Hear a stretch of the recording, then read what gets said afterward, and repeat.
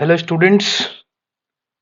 तो आज इस वीडियो में हम डिस्कस करने वाले हैं हाल ही में जो 14 जनवरी को हुए थे एमपीसीजे का प्री एग्ज़ाम, उसकी कट ऑफ कितनी रहने वाली है। ठीक है, मैं थोड़ा अलग एंगल से बताऊंगा, तो आप लोग जो भी इंटरेस्टेड है ये वीडियो एंड तक देख सकते हैं। मेरे दूसरे वीडियो देखने के लिए आप चैनल की अलग अलग प्लेलिस्ट देख सकते हैं, वहाँ पे अलग अलग वीडियो है। आपको पसंद आए तो आप लाइक और सब्सक्राइब कर सकते हैं। तो चलिए बिना किसी टाइम वेस्ट के शुरू करते हैं कि भाई एमपीसीजे जो हुआ था उसकी एक्सपेक्टेड कट ऑफ कितनी रहने वाली है।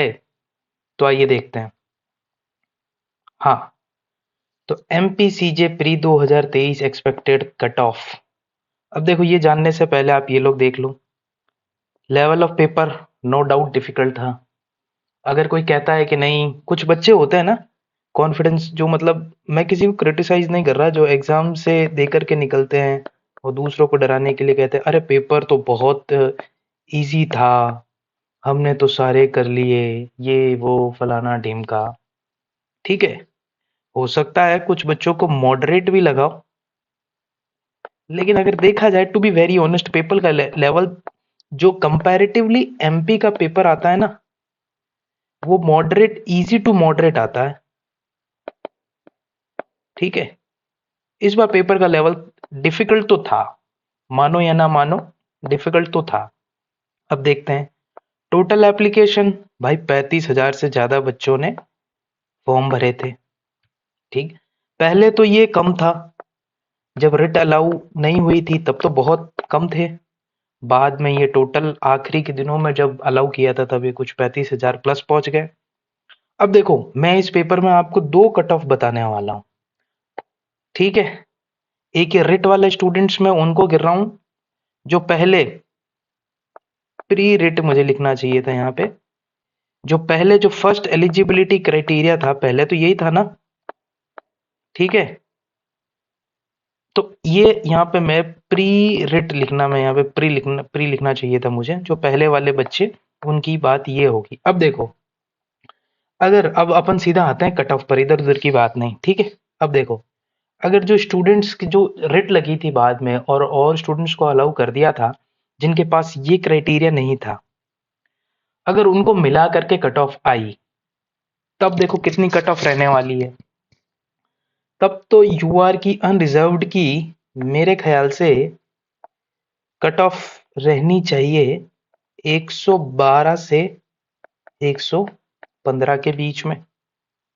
ठीक है, हो सकता है ऊपर नीचे हो सकता है, पर ऑन एन एवरेज इतनी रहनी चाहिए। ठीक, ओबीसी के लिए 105 से 107।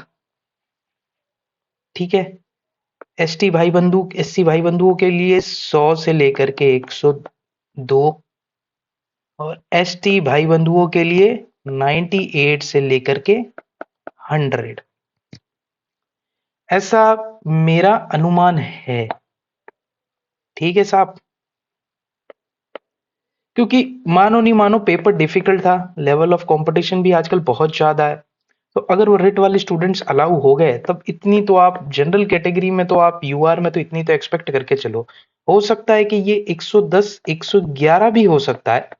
तो अगर आपके इतने आ रहे हैं और स्टूडेंट्स अलाउड है, तब तो आप मेंस में लग जाओ without any wasting your further time.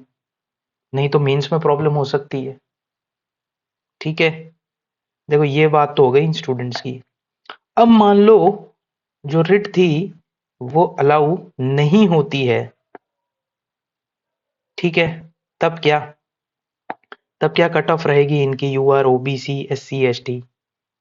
तो मेरी यूआर बंधुओं के लिए मेरे हिसाब से ये रहेगी 105 से 108 के बीच में, कि बच्चे कम हो गए ना, कंपटीशन कम हो गया। हालांकि जो सेकंड टाइम फॉर्म अलाउ किया था, ठीक है, उसमें ज्यादा टाइम नहीं मिला था बच्चों को, बट स्टिल कई सारे बच्चे जो एक एक दो दो साल से तैयारी कर रहे थे। मैं चाहता था कि और थोड़ा कम कर दूं, बट आई गेस यूआर में तो इतना ही रहेगा। तो मान के चलिए ओबीसी का मेरे हिसाब से 102 से 105 के बीच में रहना चाहिए। एससी का 93 से 93 नहीं, आई एम सॉरी, इसको आप मान लो 95 से 98 के बीच में। या इसको आप एक काम करो, इसको थोड़ा सा सॉरी, ये हो सकता है थोड़ा सा फ्लक्चुएट हो जाए, क्योंकि एक्चुअली ये दो कैटेगरी है ना, इनका आप सटीक प्रिडिक्शन नहीं कर सकते, और मेरे हिसाब से इनका करना भी नहीं चाहिए। यूआर का कर देना चाहिए, आइडिया अपने आप लगा लेते हैं बच्चे के, अगर यूआर के हिसाब से जनरली कट ऑफ हो ही जाती है डिसाइड। तो एक्चुअली मुझे भी एग्जैक्ट नंबर नहीं पता है कि एप्लीकेशन में इनका नंबर कितना है, तो आप अगर इसका लगाना चाहो तो मेरे ख्याल से ये 95 से 98 के बीच में रहना चाहिए, और एसटी का 95 से 97 के बीच में। ये तो सर मेरी हो गई बात, हो सकता है आई मे बी रॉन्ग, मैं क्लेम नहीं कर रहा exact, but according to research करने के बाद, जितने भी डाटाज, जितने भी पेपर एनालाइज करने के बाद, बहुत अनेक लोग कर चुके हैं, एक्सपेक्टेड कट ऑफ बता चुके हैं, तो मेरे ख्याल से ये थोड़ा बहुत रहेगा।